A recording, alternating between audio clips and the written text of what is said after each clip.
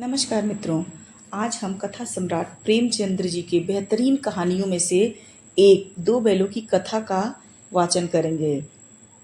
कथा के माध्यम से प्रेमचंद्र ने कृषक समाज और पशुओं के भावात्मक संबंध का वर्णन किया है। इस कहानी में उन्होंने यह भी बताया है कि स्वतंत्रता सहज में नहीं मिलती। जानवरों में गधा सबसे ज्यादा बुद्धिहीन समझा जाता है। हम जब किसी आदमी को परले दर्जे का बेवकूफ कहना चाहते हैं तो उसे गधा कहते हैं। गधा सचमुच बेवकूफ है या उसके सीधेपन, उसकी निरापद सहिष्णुता ने उसे यह पदवी दे दी है, इसका निश्चय नहीं किया जा सकता।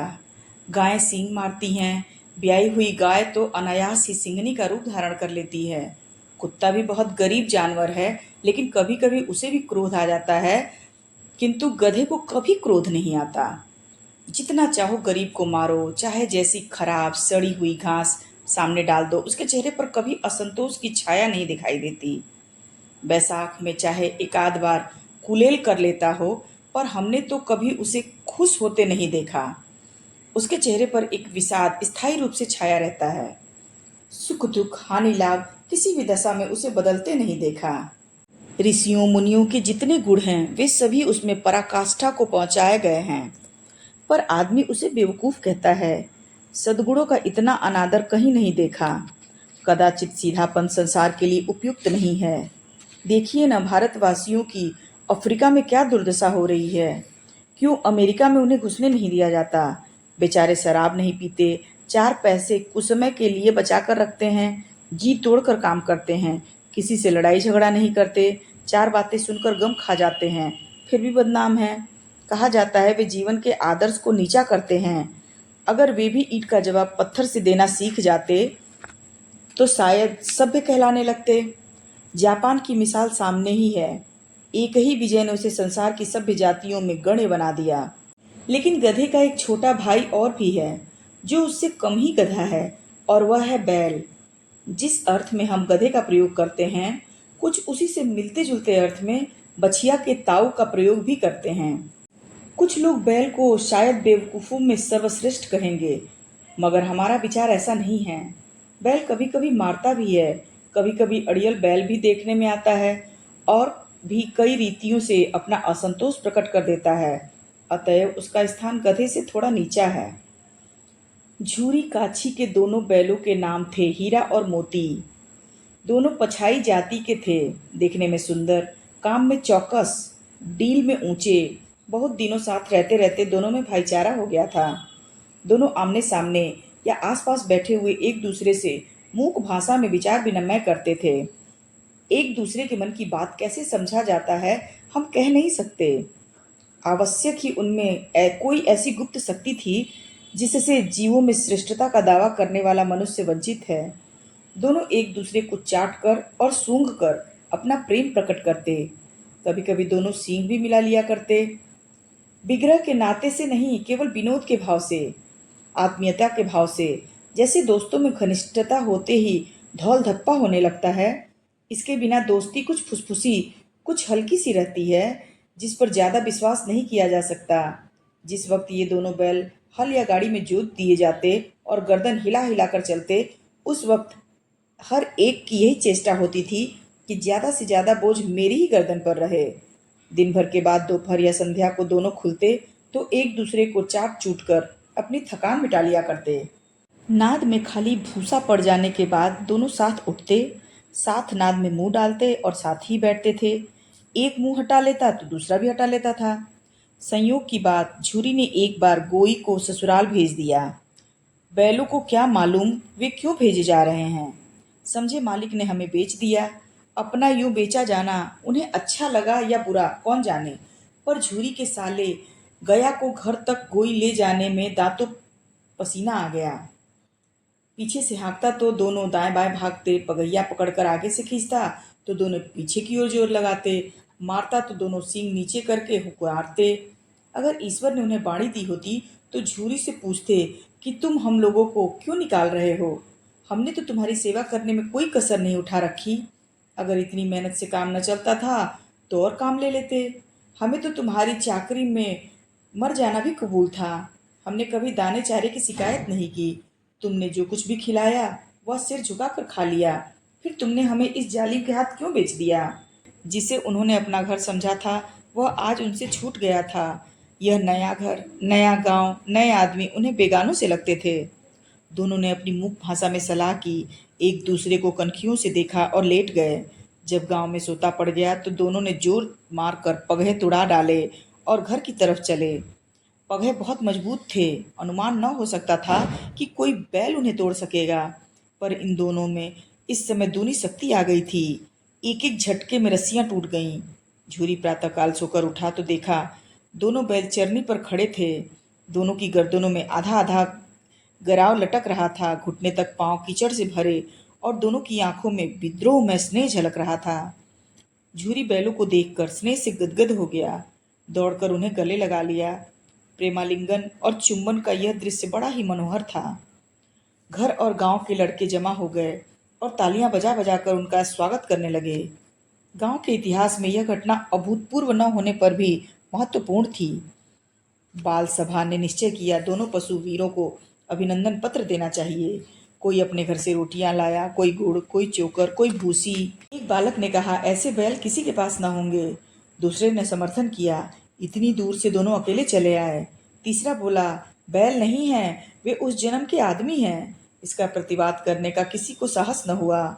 झूरी की स्त्री ने बैलों को द्वार पर देखा तो जल उठी, बोली, कैसे नमक हराम बैल हैं, एक दिन भी वहां काम न किया, भाग खड़े हुए। झूरी अपने बैलों पर यह आक्षेप सुन न सका। नमक हराम क्यों है? दाना चारा न दिया होगा तो क्या करते? स्त्री ने रोब में कहा, बस तुम ही तो बैलों को खिलाना जानते हो, और तो सभी पानी पिला पिला कर रखते हैं। झूरी ने चिढ़ाया, चारा मिलता तो क्यों भागते? स्त्री चिढ़ी, भागे इसलिए कि वे तुम लोग जैसे बुद्धुओं की तरह बैलों को सहलाते नहीं, खिलाते हैं तो रगड़कर जोतते भी हैं। ये दोनों कठहरे कामचोर भाग निकले। अब देखो कहाँ से खली और चोकर मिलता है।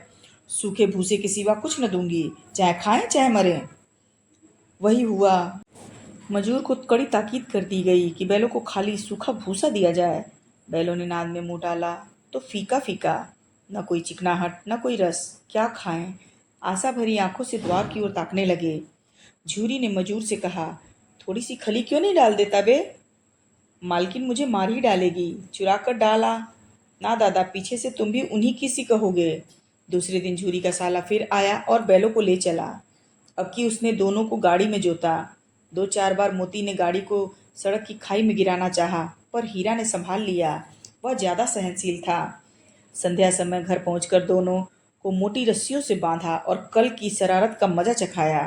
फिर वही सूखा भूसा डाल दिया। अपने दोनों बैलों को खली चूनी सब कुछ दी। दोनों बैलों का ऐसा अपमान कभी न हुआ था। झूरी उन्हें फूल की छड़ी से भी न छूता था कि टिटकार पर दोनों उड़ने लगते थे। यहाँ मार पड़ी। आहत सम्मान की व्यथा तो थी ही, उस पर मिला सूखा भूसा। नाद की तरफ आंखें न उठाईं। दूसरे दिन गया ने बैलों को हल में जोता, पर इन दोनों ने जैसे पाँव न उठाने की कसम खा ली थी। वह मारते मारते थक गया, पर दोनों ने पाँव न उठाया। एक बार उस निर्दयी ने हीरा की नाक पर खूब डंडे जमाए तो मोती को गुस्सा आ गया। हल लेकर भागा। हल, रस्सी, जुआ, जोत सब टूट टाट कर बराबर हो गए। गले में बड़ी बड़ी रस्सियां न होती तो दोनों पकड़ाई में न आते।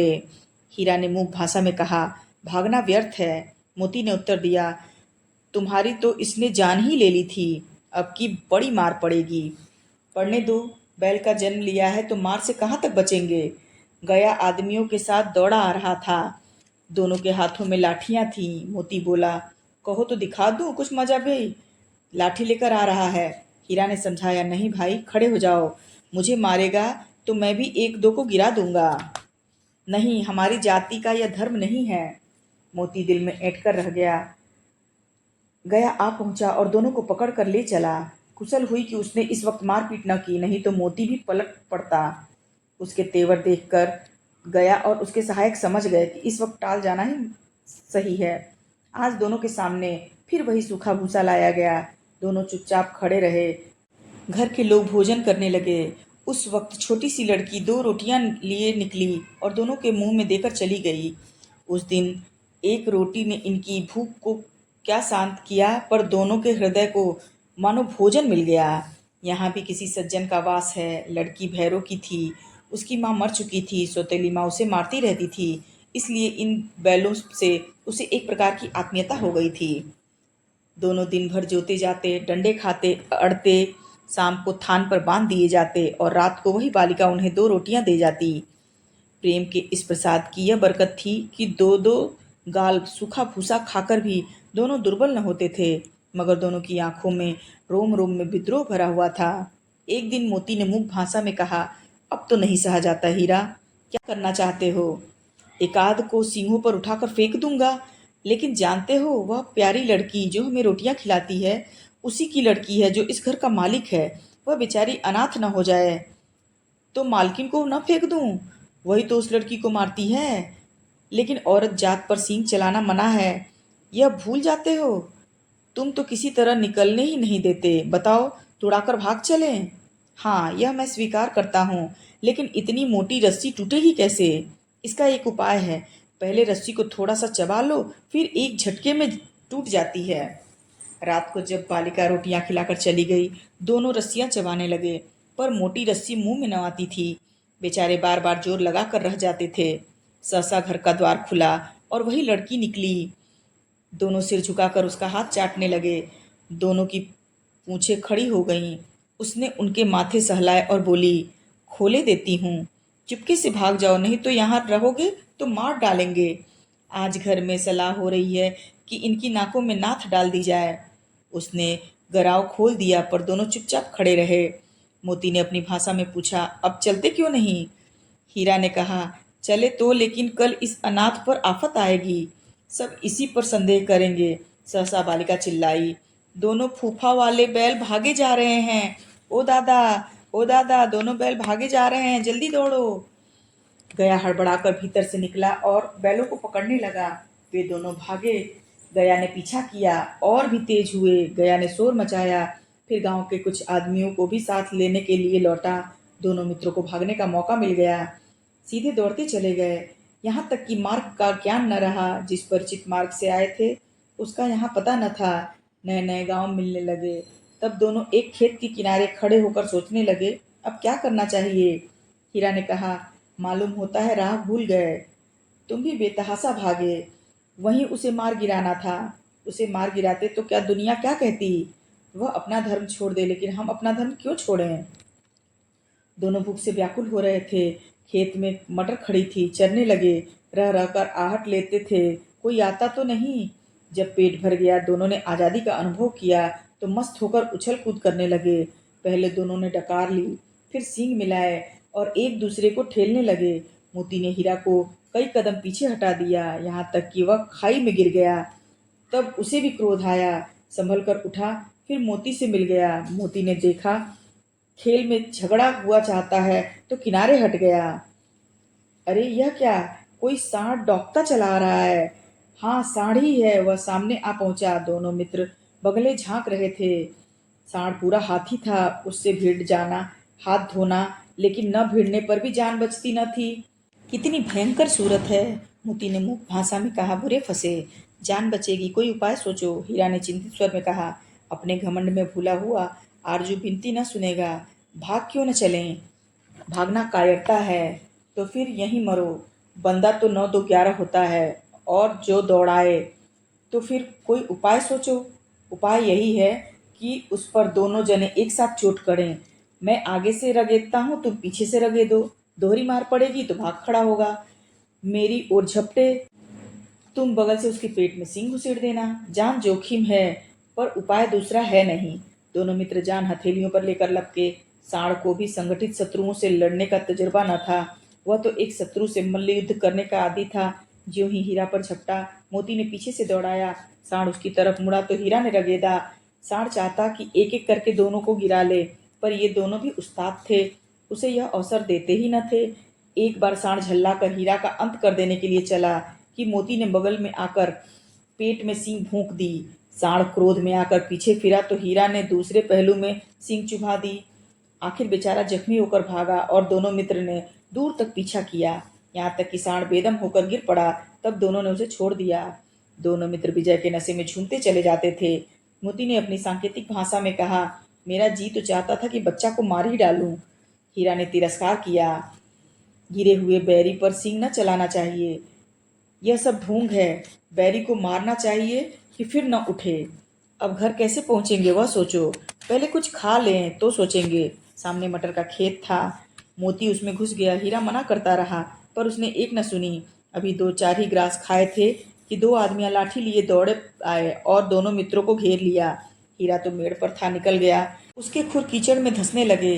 न भाग सका। पकड़ लिया गया। हीरा ने देखा संगी संकट में है तो लौट पड़ा। फंसेंगे तो दोनों फंसेंगे। रखवालों ने उसे भी पकड़ लिया। प्रातःकाल दोनों मित्र कांजी हाउस में बंद कर दिए गए। दोनों मित्रों को जीवन में पहली बार ऐसा साबिका पड़ा कि सारा दिन बीत गया और खाने को एक तिनका भी न मिला। समझ ही न आता था यह कैसा स्वामी है। इससे तो गया भी कहीं अच्छा था। यहाँ कई भैंसें थी, कई बकरियां, कई घोड़े, कई गधे, पर किसी के सामने कोई चारा न था। सब जमीन पर मुर्दों की तरह पड़े थे। कई तो इतने कमजोर हो गए थे कि खड़े भी न हो सकते थे। सारा दिन दोनों मित्र फाटक की ओर टकटकी लगाए ताकते रहे, पर कोई चारा लेकर आता न दिखाई दिया। तब दोनों ने दीवार की नमकीन मिट्टी चाटना शुरू की, पर इससे क्या तृप्ति होती। रात को भी जब कुछ भोजन न मिला तो हीरा के दिल में विद्रोह की ज्वाला दहक उठी। मोती से बोला, अब तो रहा नहीं जाएगा मोती। मोती सिर लटकाए हुए जवाब देता है, मुझे तो मालूम होता है प्राण निकल रहे हैं। इतनी जल्द हिम्मत न हारो भाई। यहाँ से भागने का कोई उपाय निकालना चाहिए। आओ दीवार तोड़ डालें। मुझसे तो अब कुछ न होगा। बस इसी बूते पर अकड़ते थे, सारी अकड़ निकल गई। बाड़े की दीवार कच्ची थी। हीरा मजबूत तो था ही। अपने नुकीले सींग दीवार में गड़ा दिया और जोर मारा तो मिट्टी का एक चिप्पड़ निकल आया। फिर तो उसका साहस बढ़ा। इसने दौड़ दौड़ कर दीवार पर चोटें की और हर चोट में थोड़ी थोड़ी मिट्टी गिराने लगा। उसी समय कांजी होश का चौकीदार लालटेन लेकर जानवरों की हाजिरी लेने आ निकला। हीरा का उज्जडपन देखकर उसने उसे कई डंडे रसीद किए और मोटी सी रस्सी में बांध दिया। मोती ने पड़े पड़े कहा, आखिर मार खाई क्या मिला। अपने बूते भर जोर तो मारा। ऐसा जोर मारना किस काम का कि और बंधन में पड़ गए। जोर तो मारता ही जाऊंगा, चाहे कितना ही बंधन पड़ते जाए। जान से हाथ धोना पड़ेगा। कुछ परवाह नहीं, यूं भी तो मरना ही है। सोचे दीवार खुद जाती तो कितनी जानें बच जाती। इतने भाई यहाँ बंद है, किसी की देह में जान नहीं। दो चार दिन यही हाल रहा तो सब मर जाएंगे। हाँ यह तो बात है। अच्छा तो ला, फिर मैं भी जोर लगाता हूँ। मोती ने भी दीवार में उसी तरह सींग मारा। थोड़ी सी मिट्टी गिरी, फिर हिम्मत बढ़ी। फिर तो दीवार में सींग लगाकर इस तरह जोर करने लगा मानो किसी प्रतिद्वंदी से लड़ रहा है। आखिर कोई 2 घंटे की जोर आजमाइश के बाद दीवार ऊपर से लगभग एक हाथ गिर गई। उसने दूनी शक्ति से दूसरा धक्का मारा तो आधी दीवार गिर पड़ी। दीवार का गिरना था कि अधमरे से पड़े हुए सभी जानवर चेत उठे। तीनों घोड़ियां सरपट भाग निकली। फिर बकरियां निकली। इसके बाद भैंसें भी खिसक गईं, पर गधे अभी तक ज्यों के त्यों खड़े थे। हीरा ने पूछा, तुम दोनों क्यों नहीं भाग जाते। एक गधे ने कहा, जो कहीं फिर पकड़ लिए जाएं तो क्या हरज है, अभी तो भागने का अवसर है। हमें तो डर लगता है, हम यहीं पड़े रहेंगे। आधी रात के ऊपर जा चुकी थी। दोनों गधे अभी तक खड़े सोच रहे थे कि भागे या ना भागे, और मोती अपने मित्र की रस्सी तोड़ने में लगा हुआ था। जब वह हार गया तो हीरा ने कहा, तुम जाओ, मुझे यहीं पड़ा रहने दो, शायद कहीं भेंट हो जाए। मोती ने आंखों में आंसू लाकर कहा, तुम मुझे इतना स्वार्थी समझते हो हीरा। हम और तुम इतने दिनों तक साथ रहे, आज तुम विपत्ति में पड़ गए तो मैं तुम्हें छोड़कर अलग हो जाऊं। हीरा ने कहा, बहुत मार पड़ेगी, लोग समझ जाएंगे यह तुम्हारी शरारत है। मोती गर्व से बोला, जिस अपराध के लिए तुम्हारे गले में बंधन पड़ा उसके लिए अगर मुझ पर मार पड़े तो क्या चिंता। इतना तो हो ही गया कि 9-10 प्राणियों की जान बच गई। वे सब आशीर्वाद तो देंगे ही। यह कहते हुए मोती ने दोनों गधों को सींगों से मार मार कर बाड़े के बाहर निकाला और तब अपने बंधु के पास आकर सो रहा। भोर होते ही मुंशी, चौकीदार और अन्य कर्मचारियों में ऐसी खलबली मची, इसके लिखने की जरूरत नहीं। बस इतना ही काफी है कि मोती की खूब मरम्मत हुई और उसे भी मोटी रस्सी से बांध दिया गया। एक सप्ताह तक दोनों मित्र वहीं बंधे पड़े रहे। किसी ने चारे का एक तृण भी न दिया। हाँ, एक बार पानी दिखा दिया जाता था, यही उनका आधार था। दोनों इतने दुर्बल हो गए थे कि उठा तक न जाता था।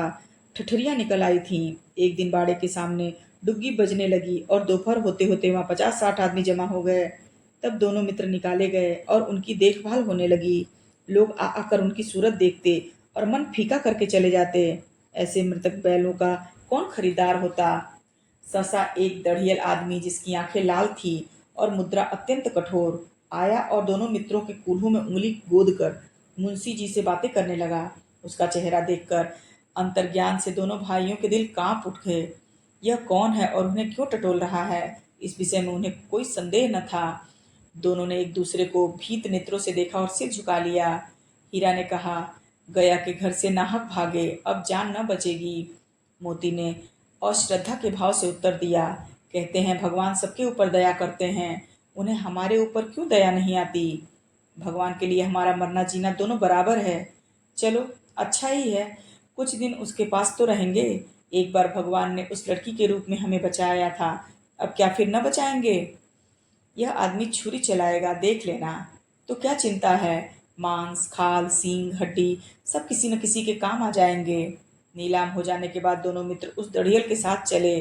दोनों की बोटी बोटी कांप रही थी, बेचारे पांव तक न उठा सकते थे, पर भय के मारे गिरते पड़ते भागते जाते, क्योंकि वह जरा भी चाल धीमी हो जाने पर जोर से डंडा जमा देता।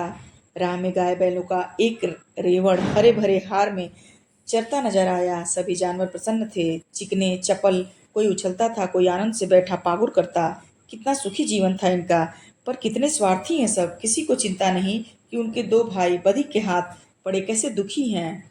सहसा दोनों को ऐसा मालूम हुआ कि यह परिचित रहा है। हाँ, इसी रास्ते से गया उन्हें ले गया था। वही खेत, वही बाग, वही गांव। प्रतिक्षण उनकी चाल तेज होने लगी, सारी थकान सारी दुर्बलता गायब हो गई। आह, यह लो अपना ही हार आ गया। इसी कुएं में हम पुर चलाने आया करते थे, यही कुआं है। मोती ने कहा, हमारा गांव नगीच आ रहा है। हीरा बोला, भगवान की दया है, मैं तो अब घर भागता हूँ। यह जाने देगा, इसे मैं मार गिराता हूँ। नहीं नहीं, दौड़कर धान पर चलो, वहां से हम न आगे जाएंगे। दोनों उन्मत्त होकर बछड़ों की भांति कुलेले करते हुए घर की ओर दौड़े। वह हमारा थान है। दोनों दौड़कर अपने थान पर आ गए और खड़े हो गए। दड़ियल भी पीछे पीछे दौड़ता चला आता था। झूरी द्वार पर बैठा धूप खा रहा था। बैलों को देखते ही दौड़ा और उन्हें बारी बारी से गले लगाने लगा। मित्रों की आंखों से आनंद के आंसू बहने लगे। एक झूरी का हाथ चाट रहा था। दड़ियल ने जाकर बैलों की रस्सियां पकड़ ली। झूरी ने कहा, मेरे बैल हैं। तुम्हारे बैल कैसे हैं? मैं मवेशी खाने से नीलाम लिए आता हूँ। मैं तो समझा चुराए लिए आते हो। चुपके से चले जाओ, मेरे बैल हैं, मैं बेचूंगा तो बिकेंगे। किसी और को मेरे बैल नीलाम करने का क्या अख्तियार है? जाकर थाने में रपट लिखवा दूंगा। मेरे बैल हैं, इसका सबूत है यह कि यह मेरे द्वार पर खड़े हैं। दड़ियल झल्लाकर बैलों को जबरदस्ती पकड़ ले जाने के लिए बढ़ा। उसी वक्त मोती ने सींग चलाई। दड़ियल पीछे हटा। मोती ने पीछा किया। दड़ियल भागा। मोती पीछे दौड़ा। गांव के बाहर निकल जाने पर वह रुका, पर खड़ा दड़ियल का रास्ता देख रहा था। दड़ियल दूर खड़ा धमकियां दे रहा था, गालियां निकाल रहा था, पत्थर फेंक रहा था, और मोती विजयी सूर की भांति उसका रास्ता रोके खड़ा था। गांव के लोग यह तमाशा देखते थे और हंसते थे। जब दड़ियल हार कर चला गया तो मोती अकड़ता हुआ लौटा। हीरा ने कहा, मैं डर रहा था कि कहीं तुम गुस्से में आकर उसे मार ही न डालो। अगर वह मुझे पकड़ता तो मैं बेमारे न छोड़ता। आएगा तो दूर ही से खबर लूंगा, देखूं कैसे ले जाता है। जो गोली मरवा दे, मर जाऊंगा, पर उसके काम तो न आऊंगा। हमारी जान को कोई जान ही नहीं समझता, इसलिए कि हम इतने सीधे हैं। जरा देर में नादों में खली भूसा चोकर दाना भर दिया गया और दोनों मित्र खाने लगे। झूरी खड़ा दोनों को सहला रहा था और 20 लड़के तमाशा देख रहे थे। सारे गांव में उत्साह सा मालूम होता था। उसी समय मालकिन ने आकर दोनों के माथे चूम लिए। आप सुन रहे थे दो बैलों की कथा। आपको कहानी कैसी लगी? अगर आपको कहानी अच्छी लगी हो तो चैनल को सब्सक्राइब करें, वीडियो को लाइक और शेयर जरूर करें। मिलते हैं अगली कहानी के साथ, तब तक आपका समय शुभ हो। धन्यवाद।